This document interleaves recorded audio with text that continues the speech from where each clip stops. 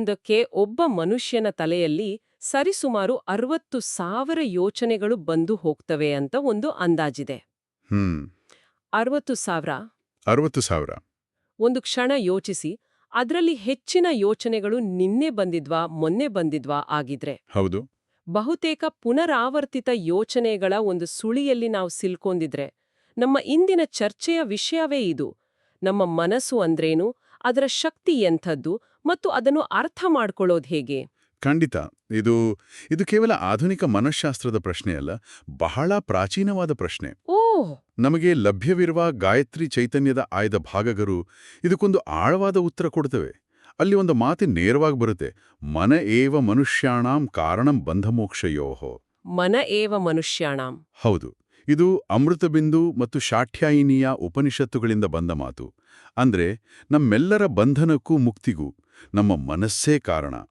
ವಿಷಯಾಸಕ್ತಿಯಲ್ಲಿ ಮುಳುಗಿದ ಮನಸ್ಸು ನಮ್ಮನ್ನು ಕಟ್ಟಿಹಾಕುತ್ತೆ. ಆದ್ರಿಂದ ಹೊರಬಂದ ಮನಸ್ಸು ನಮ್ಮನ್ನು ಸ್ವತಂತ್ರಗೊಳಿಸುತ್ತೆ. ಹಾಗಾದ್ರೆ ಈ ಚರ್ಚೆಯಲ್ಲಿ ನಾವು ಆಳವಾಗಿ ಇಳಿದು ನೋಡೋಣ. ನಮ್ಮ ಮನಸ್ಸನ್ನು ಕಲುಷಿತಗೊಳಿಸುವ ಅಂಶಗಳಾದರೂ ಯಾವುವು? ಅದರ ಅಗಾಧವಾದ, ನಮಗೆ ಅರಿವಿಲ್ಲದ ಶಕ್ತಿ ಎಂಥದ್ದು?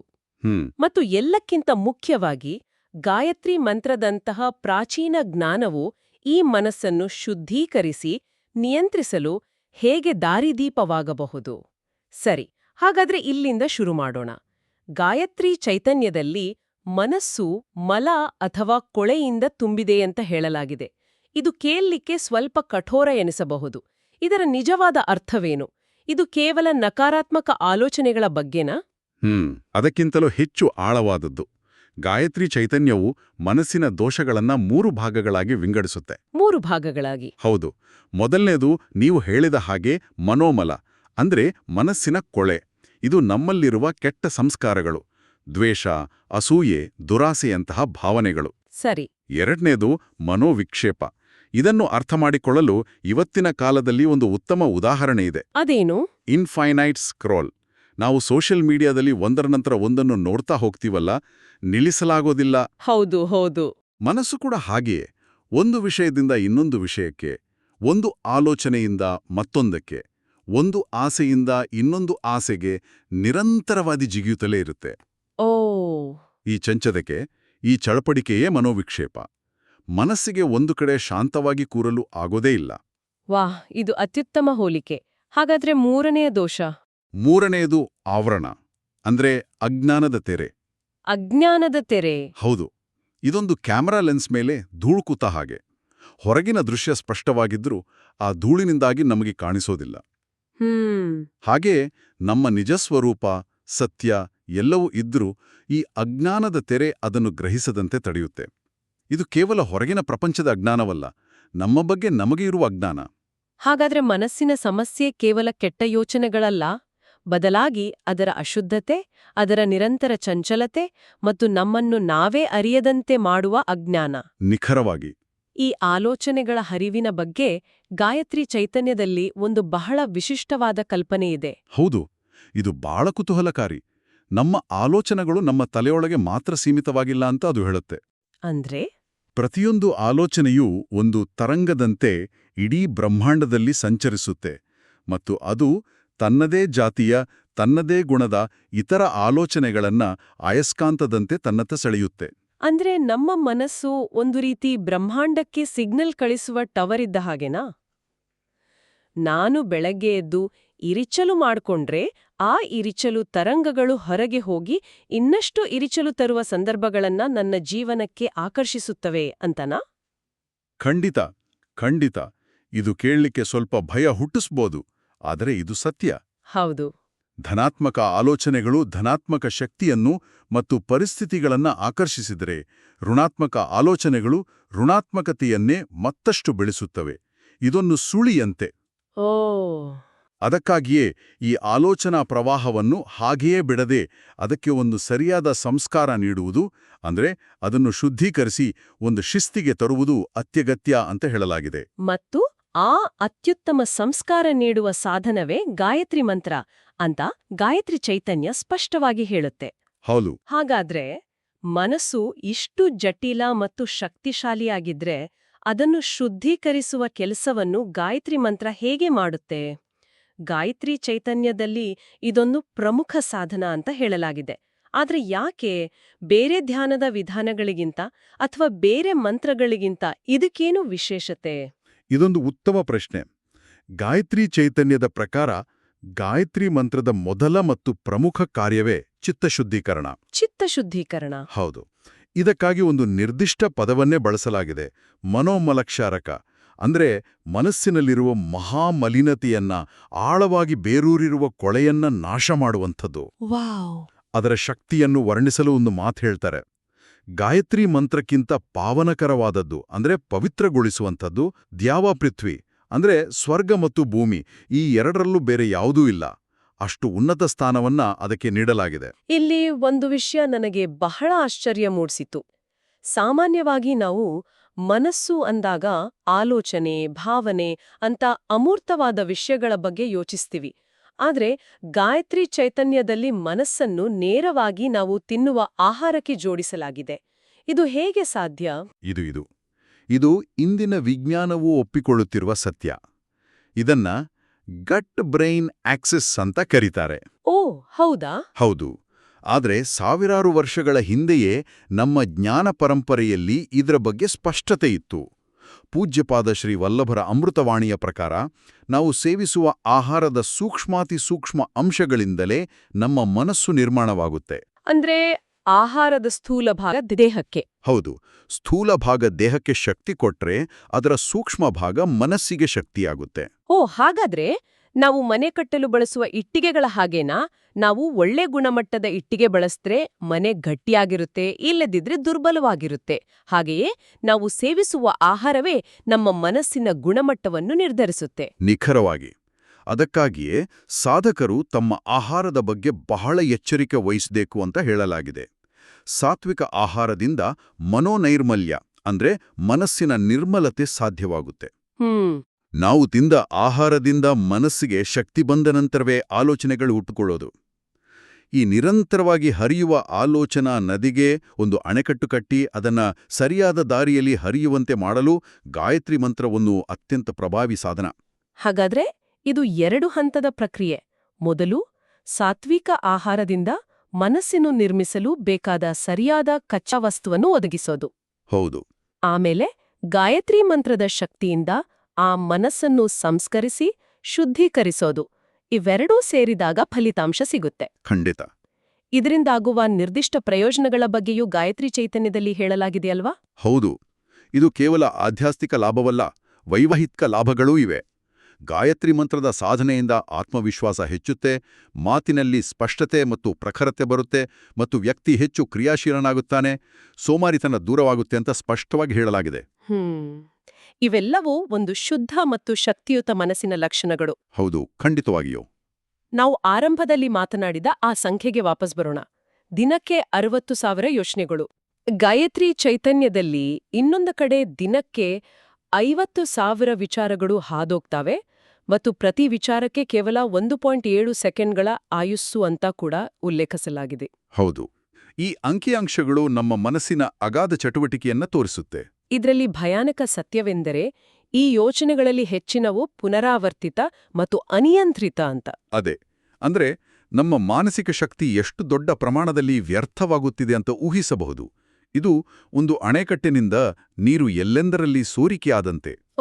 ಆ ಎಲ್ಲಾ ಸೋರಿಕೆಗಳನ್ನ ನಿಲ್ಲಿಸಿ ನೀರಿನ ಒಂದೇ ದಿಕ್ಕಿನಲ್ಲಿ ಹರಿಸಿದೆ ಅದರಿಂದ ವಿದ್ಯುತ್ ಉತ್ಪಾದಿಸಬಹುದು. ಹಾಗೆ ಈ ಚೆದರಿ ಹೋದ ಮಾನಸಿಕ ಶಕ್ತಿಯನ್ನು ಒಗ್ಗೂಡಿಸಿದ್ರೆ ಅದರ ಪರಿಣಾಮ ಊಹಿಸಲು ಅಸಾಧ್ಯ. ಇದೇ ಕಾರಣಕ್ಕಾಗಿಯೇ ಮನಸ್ಸನ್ನು ಗೆಲ್ಲೋದು ಬಹಳ ಮುಖ್ಯ ಅಂತ ಹೇಳಲಾಗಿದೆಯಾ? ಖಂಡಿತ. ಗಾಯತ್ರಿ ಚೈತನ್ಯದ ಪ್ರಕಾರ ಮನಸ್ಸನ್ನು ಜಯಿಸಿದ ಮಾನವನು ಮಹಾಮಾನವನಾಗುತ್ತಾನೆ. ಆ ಸ್ಥಿತಿಯಿಂದ ಮುಂದುವರೆದು ಅವನು ಮಾಧವನಾಗುತ್ತಾನೆ, ಅಂದ್ರೆ ದೈವತ್ವವನ್ನು ಸೇರುತ್ತಾನೆ. ಇದು ಯಾವುದೋ ಪವಾಡವಲ್ಲ. ಇಲ್ಲ, ಇದು ಮನುಷ್ಯನ ಸಹಜ ಸ್ವಭಾವ ಮತ್ತು ಸ್ವಧರ್ಮ ಅಂತ ಪರಿಗಣಿಸಲಾಗಿದೆ.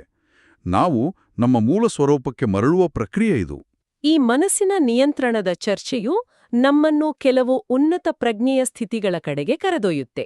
ಗಾಯತ್ರಿ ಚೈತನ್ಯದಲ್ಲಿ ಸುಷುಪ್ತಿ ಅಂದ್ರೆ ಗಾಢ ನಿದ್ರೆ ಮತ್ತು ಸಮಾಧಿಯ ನಡುವಿನ ವ್ಯತ್ಯಾಸವನ್ನ ಬಹಳ ಸ್ಪಷ್ಟವಾಗಿ ವಿವರಿಸಲಾಗಿದೆ. ಹೌದು. ಎರಡೂ ಸ್ಥಿತಿಗಳಲ್ಲಿ ನಮಗೆ ಹೊರಗಿನ ಪ್ರಪಂಚದ ಅರಿವಿರೋದಿಲ್ಲ. ಆದ್ರೆ ಅವೆರಡೂ ಒಂದೇ ಅಲ್ಲ. ನಿದ್ರಾರಹಿತ ನಿದ್ರೆ ಎಂಬ ಪದವನ್ನು ಸಮಾಧಿಗೆ ಬಳಸಲಾಗಿದೆ. ಇದು ಕೇಳಲು ವಿರೋಧಾಭಾಸದಂತೆ ಇದೆ. ನಿದ್ರೆಯೂ ಇರ್ಬೇಕು, ಆದ್ರೆ ನಿದ್ರೆಯೂ ಇರಬಾರ್ದು ಅಂದ್ರೇನು? ಇದು ಬಹಳ ಸೂಕ್ಷ್ಮವಾದ ವ್ಯತ್ಯಾಸ. ಸುಷುಪ್ತಿ ಅಥವಾ ಗಾಢನಿದ್ರೆಯಲ್ಲಿ ಏನಾಗುತ್ತೆ, ಅಲ್ಲಿ ವಸ್ತು, ಉದ್ವೇಗ, ಆಲೋಚನೆ, ಅರಿವು ಎಲ್ಲವೂ ಸಂಪೂರ್ಣವಾಗಿ ಇಲ್ಲವಾಗುತ್ತೆ. ಅದೊಂದು ಕತ್ತಲೆ ಕೋಣೆ ಹಾಗೆ. ಏನೂ ಇರೋದಿಲ್ಲ. ಏನೂ ಇರೋದಿಲ್ಲ. ಇರುವ ಅರಿವು ಇರೋದಿಲ್ಲ. ಅದು ಒಂದು ರೀತಿಯಲ್ಲಿ ತಾತ್ಕಾಲಿಕ ಅಜ್ಞಾನದ ಸ್ಥಿತಿ. ಸರಿ, ಅದು ನಮಗೆಲ್ಲರಿಗೂ ಅನುಭವಕ್ಕೆ ಬರುವಂಥದ್ದು. ಆದ್ರೆ ಸಮಾಧಿ ಎನ್ನುವುದು ಸಂಪೂರ್ಣವಾಗಿ ಬೇರೆ. ಅದು ನಿದ್ರಾರಹಿತ ನಿದ್ರೆ. ಅಂದ್ರೆ ಅಲ್ಲಿ ಹೊರಗಿನ ವಿಷಯಗಳು, ಆಲೋಚನೆಗಳ ಗದ್ದಲ ಇರೋದಿಲ್ಲ, ಆದ್ರೆ ಅರಿವು ಜಾಗೃತವಾಗಿರುತ್ತೆ. ಓ ಹಾಗಾ? ಇದನ್ನೇ ಹೀಗೆ ಕಲ್ಪಿಸ್ಕೊಳ್ಬೋದು. ನೀವು ಸಂಪೂರ್ಣವಾಗಿ ಶಬ್ದವಿಲ್ಲದ ಒಂದು ಕೋಣೆಯಲ್ಲಿ ಕೂತಿದ್ದೀರಿ. ಅಲ್ಲಿ ಯಾವ ಶಬ್ದವೂ ಇಲ್ಲ. ಆದರೆ ಶಬ್ದ ಇಲ್ಲ ಎಂಬ ಅರಿವು ನಿಮ್ಗಿದೆ. ಆ ಮೌನವನ್ನು ನೀವು ಅನುಭವಿಸ್ತಾ ಇದ್ದೀರಿ. ಸಮಾಧಿಯಲ್ಲಿ ಮನಸ್ಸು ಅಮನವಾಗುತ್ತೆ. ಅಮನ ಸ್ಥಿತಿ ಅಂದ್ರೆ ಮನಸ್ಸೇ ಇಲ್ಲದ ಸ್ಥಿತಿಯೇ? ಮನಸ್ಸಿನ ಚಟುವಟಿಕೆಗಳು ನಿಂತು ಹೋದ ಸ್ಥಿತಿ. ಮನಸ್ಸು ತನ್ನ ಮೂಲ ಸ್ವರೂಪವಾದ ಶುದ್ಧ ಪ್ರಜ್ಞೆಯಲ್ಲಿ ಲೀನವಾಗುತ್ತೆ. ಆಗ ಹೊರಗಿನ ವಿಷಯಗಳ ಸೋಂಕು ತಗಲೋದಿಲ್ಲ. ಸುಖ, ದುಃಖ, ಇಷ್ಟ, ಕಷ್ಟಗಳೆಂಬ ಅಲೆಗಳು ಆ ಶಾಂತ ಸಾಗರವನ್ನು ತಲುಪೋದಿಲ್ಲ. ಅದು ಸಂಪೂರ್ಣವಾಗಿ ಸ್ಥಿರವಾದ, ಅಚಲವಾದ ಸ್ಥಿತಿ. ಹೌದು. ಈ ಸ್ಥಿತಿಯನ್ನು ತಲುಪಿದಾಗ ಏನಾಗುತ್ತೆ? ಆಗ ಸೋಹಂಭಾವ ಎಂಬ ಉಲ್ಲೇಖ ಬರುತ್ತೆ. ಇದು ಇನ್ನೂ ಗಹನವಾದ ಪರಿಕಲ್ಪನೆಯಂತೆ ಕಾಣುತ್ತೆ. ಹೌದು. ಶೋಕ, ಮೋಹಗಳನ್ನು ಅಂದ್ರೆ ದುಃಖ ಮತ್ತು ವ್ಯಾಮೋಹಗಳನ್ನು ಸಂಪೂರ್ಣವಾಗಿ ದಾಟಿದ ಯೋಗಿಗಳು ಸದಾಕಾಲ ಈ ಸಮಾಧಿಯ ಆನಂದದಲ್ಲಿರ್ತಾರೆ. ಆಗ ಅವರ ಅಹಂ ಅಂದ್ರೆ ನಾನು ಎಂಬ ಪ್ರತ್ಯೇಕ ಅಸ್ತಿತ್ವದ ಭಾವನೆ ಅಳಿಸೋಗುತ್ತೆ. ಅಹಂ ಅಳಿದು ಅದರ ಬದಲು ಸೋಹಂ ಅಂದ್ರೆ ಸಹ ಅಹಂ, ನಾನೇ ಅದು ಅಥವಾ ನಾನೇ ಆ ಪರಮತತ್ವ ಎಂಬ ಅರಿವು ಮೂಡುತ್ತೆ. ವ್ಯಕ್ತಿ ಪ್ರಣವ ಅಥವಾ ಓಂಕಾರದಲ್ಲಿ ಆ ವಿಶ್ವಚೈತನ್ಯದಲ್ಲಿ ಒಂದಾಗುತ್ತೆ. ಇದು ಮನಸ್ಸಿನ ಮೇಲೆ ಸಂಪೂರ್ಣ ಪ್ರಭುತ್ವ ಸಾಧಿಸಿದ ಅತ್ಯುನ್ನತ ಸ್ಥಿತಿ. ನಮ್ಮ ಆಂತರಿಕ ಪ್ರಪಂಚವನ್ನು ನಿಯಂತ್ರಿಸುವುದರಿಂದ ನಮ್ಮ ಹೊರಗಿನ ಪ್ರಪಂಚವನ್ನು ನೋಡುವ ದೃಷ್ಟಿಕೋನ ಹೇಗೆಲ್ಲ ಬದಲಾಗತ್ತೆ ಅನ್ನೋದು ನಿಜವಾಗಿಯೂ ಕುತೂಹಲಕಾರಿ. ಉದಾಹರಣೆಗೆ, ಮನಸ್ಸು ಇಷ್ಟು ಶಾಂತವಾಗಿ, ಸ್ವಾವಲಂಬಿಯಾಗಿ ಬಿಟ್ರೆ ಯಶಸ್ಸು, ಹಣ, ಮಹತ್ವಾಕಾಂಕ್ಷೆಗಳ ಕಥೆ ಏನು? ಗಾಯತ್ರಿ ಚೈತನ್ಯವು ಈ ವಿಷಯವನ್ನು ನೇರವಾಗಿ ಪ್ರಸ್ತಾಪಿಸಿ ಶ್ರೀಮಂತಿಕೆ ಮತ್ತು ಬಡತನಕ್ಕೆ ಒಂದು ಹೊಸ ವ್ಯಾಖ್ಯಾನವನ್ನೇ ನೀಡುತ್ತೆ. ಹೌದು, ಇದು ಬಹಳ ಪ್ರಾಯೋಗಿಕವಾದ ತತ್ವ. ಇಲ್ಲಿ ಭರ್ತೃಹರಿಯ ನೀತಿಶತಕದ ಮಾತನ್ನು ಉಲ್ಲೇಖಿಸಲಾಗಿದೆ. ಯಾರ ಇಚ್ಛೆಗಳು ಅಪಾರ ಆಸೆಗಳಿಂದ ವಿಶಾಲವಾಗಿವೆಯೋ ಅವರೇ ದರಿದ್ರರು. ಇದರರ್ಥ ಯಾರಿಗೆ ಇನ್ನೂ ಬೇಕು ಎಂಬ ತೃಷೆ ಅಂದ್ರೆ ಆಸೆ ಹೆಚ್ಚಿರುತ್ತದೆಯೋ ಅವರೇ ನಿಜವಾದ ಬಡವರು. ಅವರ ಬ್ಯಾಂಕ್ ಖಾತೆಯಲ್ಲಿ ಎಷ್ಟೇ ಹಣವಿದ್ರೂ ಸಹ. ಇದಕ್ಕೆ ತದ್ವಿರುದ್ಧವಾಗಿ ಸಂತೃಪ್ತ ಮನಸ್ಸಿರುವವನೇ ನಿಜವಾದ ಶ್ರೀಮಂತ. ಜಗದ್ಗುರು ಶ್ರೀ ಶಂಕರ ಭಗವತ್ಪಾದಾಚಾರ್ಯರ ಮಾತನ್ನು ಇಲ್ಲಿ ಸೇರಿಸಲಾಗಿದೆ. ದರಿದ್ರೋಪ್ಯ ಯಸ್ತು ಅಸಂತುಷ್ಟಃ. ಅದರರ್ಥ ಯಾರು ಸಂತುಷ್ಟನಲ್ಲವೋ ಅವನೇ ದರಿದ್ರ. ಎಷ್ಟೇ ಸಂಪತ್ತಿರಲಿ, ಅಧಿಕಾರವಿರಲಿ, ಮನಸ್ಸಿನಲ್ಲಿ ತೃಪ್ತಿ, ಶಾಂತಿ, ಸುಖ ಇಲ್ಲದಿದ್ದರೆ ಅವನು ಬಡವನೇ. ಯಾಕೆ ಹೀಗೆ? ಯಾಕೆಂದ್ರೆ ನಮ್ಮ ಮನಸ್ಸಿನ ಸಹಜ ಗುಣವೇ ಅಭಾವವನ್ನು ಅಂದ್ರೆ ಇಲ್ಲದಿರುವುದನ್ನು ಹುಡುಕೋದು. ನಮ್ಮ ಮನಸ್ಸು ಒಂದು ಕೊರತೆ ಪತ್ತೆ ಮಾಡುವ ಯಂತ್ರ ಇದ್ದ ಹಾಗೆ. ಹೌದಲ್ಲ? ನನ್ನ ಬಳಿ ಆ ಕಾರು ಇಲ್ಲ, ಆ ಮನೆ ಇಲ್ಲ, ಆ ಹುದ್ದೆ ಇಲ್ಲ ಅಂತ ಸದಾ ಕೊರಗುತ್ತಿರುತ್ತೆ. ಹಾಗಾದ್ರೆ ಇದಕ್ಕೆ ಪರಿಹಾರವೇನು? ಈ ಕೊರಗುವ ಮನಸ್ಸನ್ನು ಸಂತೃಪ್ತಗೊಳಿಸೋದು ಹೇಗೆ? ಗಾಯತ್ರಿ ಚೈತನ್ಯದ ಪ್ರಕಾರ ಇದಕ್ಕೆ ಒಂದೇ ಪರಿಹಾರ. ಮನಸ್ಸನ್ನು ಭೌತಿಕ ವಸ್ತುಗಳಿಂದ ತುಂಬುವ ಬದಲು ಆಧ್ಯಾತ್ಮ ಚಿಂತನೆಯತ್ತ ತಿರುಗಿಸೋದು. ಮನಸ್ಸು ಒಂದು ಖಾಲಿ ಪಾತ್ರೆ ಇದ್ದಂತೆ. ಅದನ್ನ ನೀವು ಕ್ಷಣಿಕ ಸುಖ ಕೊಡುವ ಕಲ್ಲು ಮಣ್ಣಿನಿಂದ ತುಂಬೋದು ಅಥವಾ ಶಾಶ್ವತ ಆನಂದ ಕೊಡುವ ಅಮೃತದಿಂದಲೂ ತುಂಬಬಹುದು. ಮನಸ್ಸಿನ ಉನ್ನತ ಚಿಂತನೆಗಳಿಂದ, ದೈವಿಕ ಭಾವನೆಗಳಿಂದ ತುಂಬಿದಾಗ ಅದು ಸಹಜವಾಗಿಯೇ ಶಾಂತವಾಗುತ್ತೆ, ಸುಖಿಯಾಗುತ್ತೆ. ಆಗ ಹೊರಗಿನ ವಸ್ತುಗಳ ಅವಶ್ಯಕತೆ ಕಡಿಮೆಯಾಗುತ್ತೆ. ಹಾಗಾದ್ರೆ ಈ ಇಡೀ ಚರ್ಚೆಯನ್ನು ಒಟ್ಟಾಗಿಸಿ ನೋಡಿದ್ರೆ ನಾವು ಎಲ್ಲಿಂದ ಎಲ್ಲಿಗೆ ಬಂದ್ವಿ? ಮನಸ್ಸಿನ ಕೊಳೆಯಿಂದ ಶುರುವಾಗಿ ಅದನ್ನ ಶುದ್ಧೀಕರಿಸಲು ಆಹಾರ ಮತ್ತು ಗಾಯತ್ರಿ ಮಂತ್ರದಂತಹ ಸಾಧನಗಳನ್ನ ಪರಿಶೀಲಿಸಿದೆವು. ಹೌದು. ನಂತರ ಸಮಾಧಿಯೆಂಬ ಉನ್ನತ ಸ್ಥಿತಿಯನ್ನು ಅರಿತು ಕೊನೆಗೆ ಮಾನಸಿಕ ಸಂತೃಪ್ತಿಯೇ ನಿಜವಾದ ಸಂಪತ್ತು ಎಂಬ ಪ್ರಾಯೋಗಿಕ ಸತ್ಯದ ಬಳಿ ಬಂದು ನಿಂತಿದ್ದೇವೆ. ಹೌದು. ಉಪನಿಷತ್ತುಗಳಿಂದ ಹಿಡಿದು ಸಂತ ಶ್ರೀ ಶಿಶುನಾಳ ಶರೀಫರ ಮನಸ್ಸೇ ಮನಸ್ಸಿನ ಮನಸ್ಸ ನಿಲ್ಲಿಸುವುದು ಎಂಬ ಮಾತಿನವರೆಗೂ ಎಲ್ಲಾ ಜ್ಞಾನಪರಂಪರೆಗಳು ಹೇಳೋದು ಒಂದೇ ಸತ್ಯವನ್ನ. ಅದೇನು? ನಮ್ಮನ್ನು ಬಂಧನದಲ್ಲಿಟ್ಟಿರುವ ಬೀಗವೂ ಮನಸ್ಸೇ.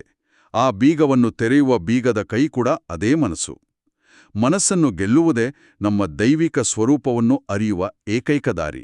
ನಾವು ದಿನಕ್ಕೆ ಬರುವ 60,000 ಪುನರಾವರ್ತಿತ ಯೋಚನೆಗಳು ನಮ್ಮ ಆಲೋಚನಾ ಲಹರಿಗೆ ತಕ್ಕಂತೆ ಬ್ರಹ್ಮಾಂಡದಿಂದ ಶಕ್ತಿಯನ್ನು ಆಕರ್ಷಿಸುತ್ತವೆ ಅಂತ ಚರ್ಚಿಸಿದ್ವಿ.